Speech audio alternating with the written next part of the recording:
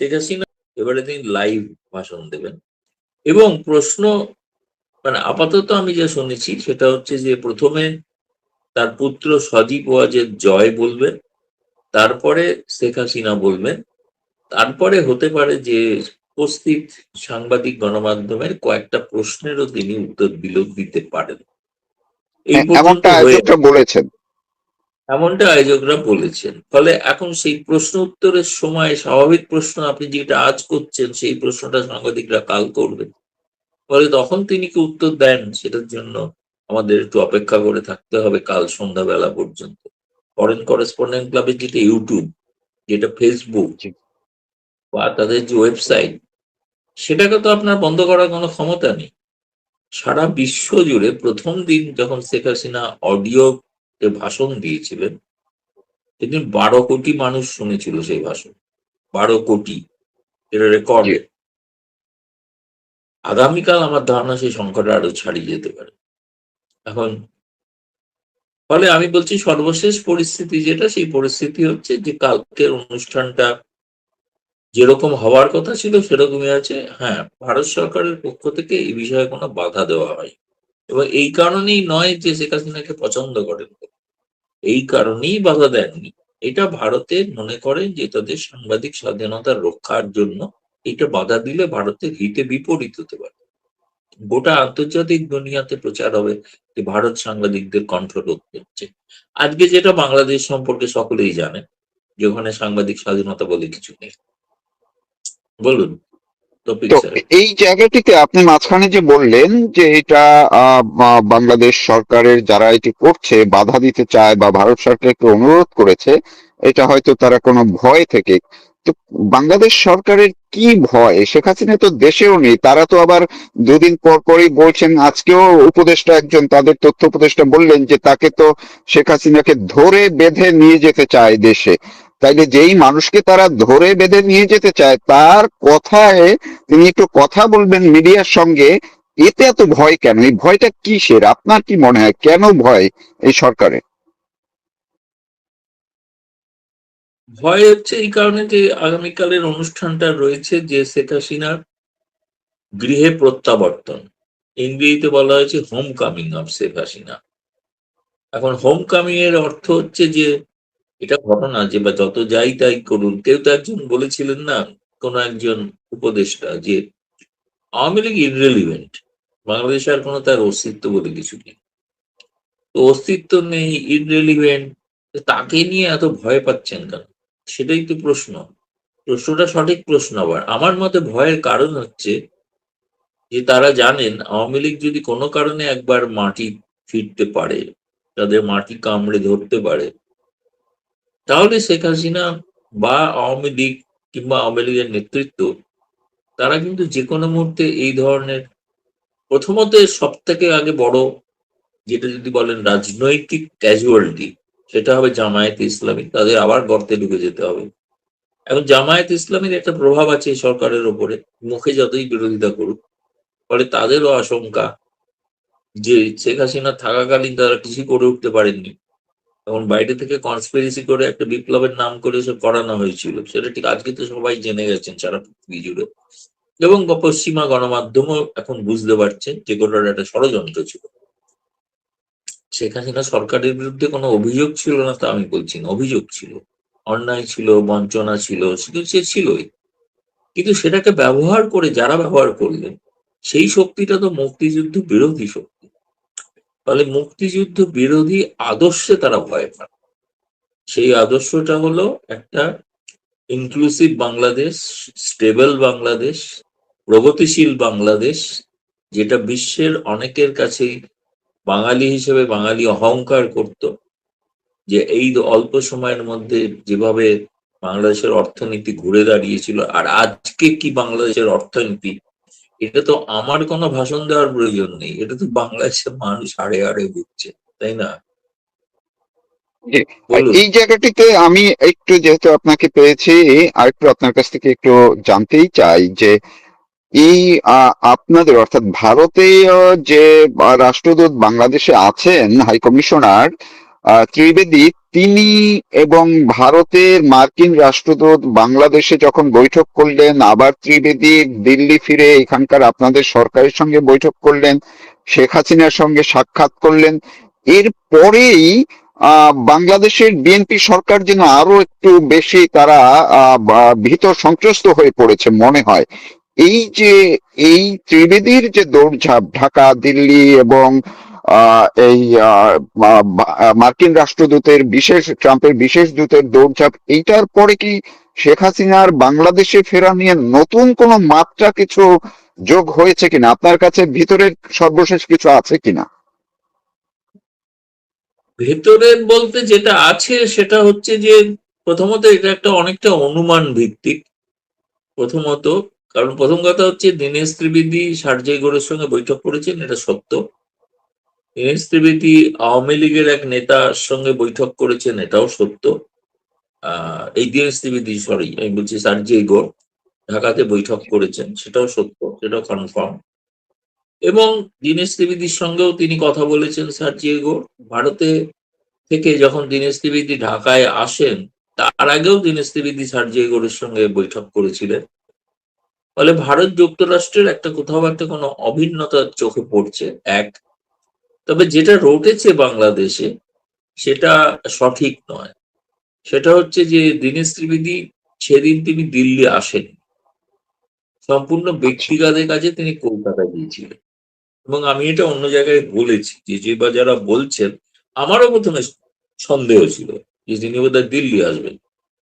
তার প্লেনে ওঠা থেকেই সকলের ধারণা হয়েছে তিনি দিল্লি যাবেন। তিনি আসলে কলকাতায় গেছেন, কলকাতায় তার ব্যক্তিগত কোনো কারণে।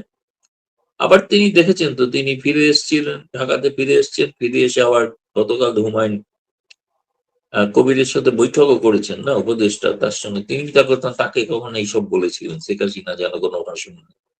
শেখ জি। হাসিনা কি ভাষণ দেবে, সেই স্ক্রিপ্টটা কি বাংলাদেশ সরকার ঠিক করে দেবে, সেই অনুযায়ী ভাষণ দেবে? এটা কি রাষ্ট্রপতির ভাষণ নাকি?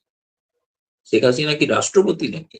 রাজধানীকে রাষ্ট্রপতি বানিয়ে তারপরে আপনারা ভাষণ লিখে দেবেন, তিনি সেটাই পড়বেন। রাষ্ট্রপতি যতক্ষণ নন ততক্ষণ তো তার নিজের ভাষণ পড়বে, তাই না? দ্বিতীয়ত হচ্ছে যে, আরেকটা তো তথ্য, এটা আমার জানা নেই।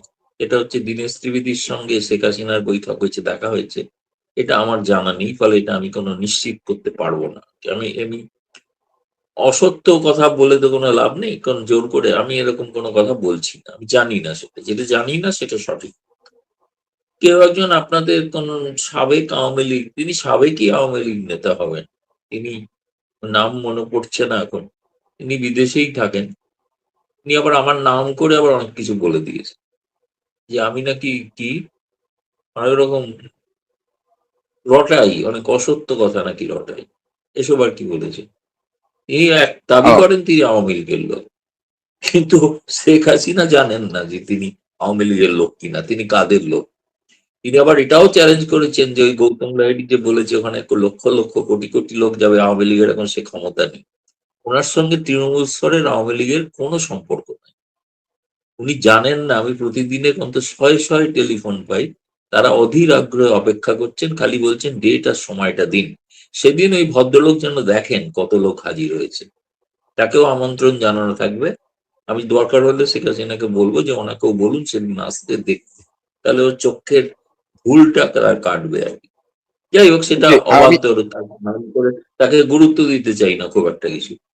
কিন্তু দ্বিতীয় কথা যেটা আপনি যেটা বলেছেন সেটা হচ্ছে যে, যেটা ভয়টা, ভয়টা হচ্ছে শেখ হাসিনার ফিরে যাওয়ার ঘোষণাটা, এটাই ভয়ের কারণ। কারণ তিনি যে ঘোষণা দিয়েছেন গোটাটা নাটক নয়, নাটকে বনা নয়। তিনি সত্যি সত্যি যাবেন ডিসেম্বরে। তার যে কিভাবে যাবেন সেটা এখনো জানি না, কিন্তু তার একটা প্রস্তুতি চলছে। তিনি তার নেতাদের সঙ্গে বৈঠক করছেন, কথা বলছেন। ফলে এইটাই হচ্ছে ভয়ের কারণ। শেখ হাসিনা থাকা মানে মুক্তিযুদ্ধ বিরোধী শক্তির পরাজয়।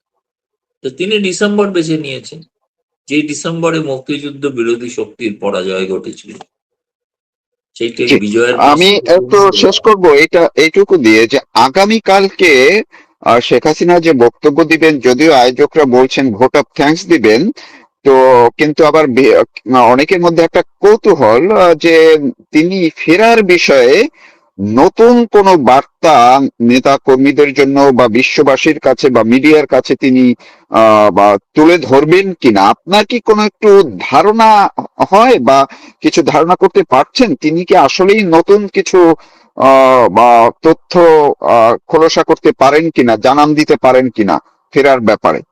সেটার জন্য তো দেখুন আগামীকাল পর্যন্ত অপেক্ষা করতে হয়। এটা তো আগাম কোনো এরকম ভবিষ্যৎবাণী করা যায় না।